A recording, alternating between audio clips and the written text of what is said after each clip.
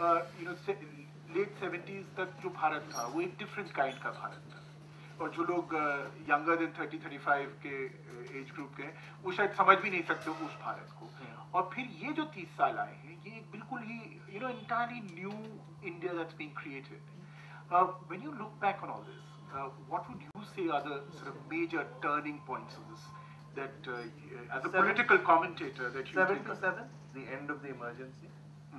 Important turning point because we realized the importance of journalism. The great journalistic boom was 77 to 1980.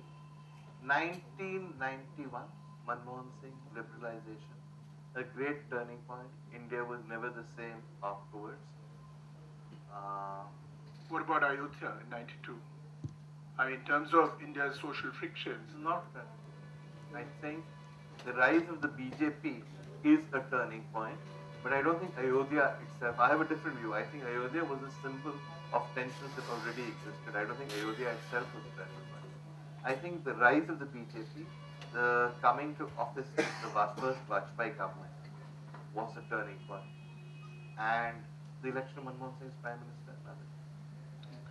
And as noticed that there is this, you represent a certain liberal ideology, and a lot of people have accused you of being very soft on a particular party. How do you see this Nobody says I'm accusation? soft on the Congress.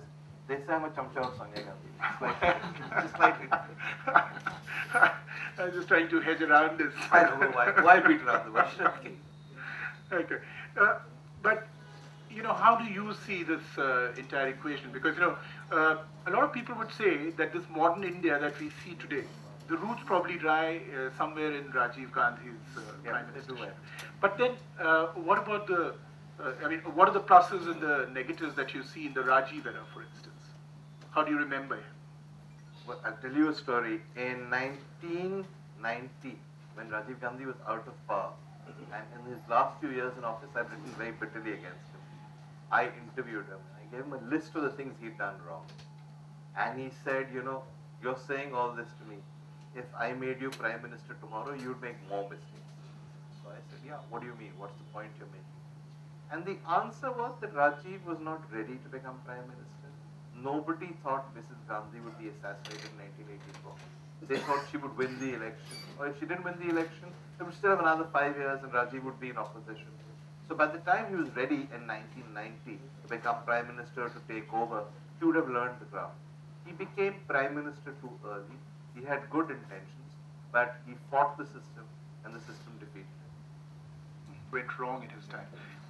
What would you say the three top sort of mistakes or errors that he made? He did not reform the economy the way he should have. That was number one.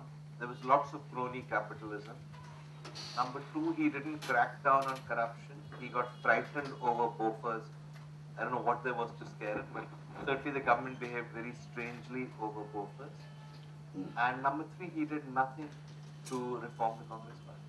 By the end, the Congress Party was even worse shape than it had been made to go. Those were three big mistakes. And he should have completely reformed the economy. And he could have. And where would you place Narasimha Rao, for instance? I mean, how do you estimate it? Because the Congress itself doesn't seem to be owning him that much. See, Narasimha because Rao, this whole notion of dynasty.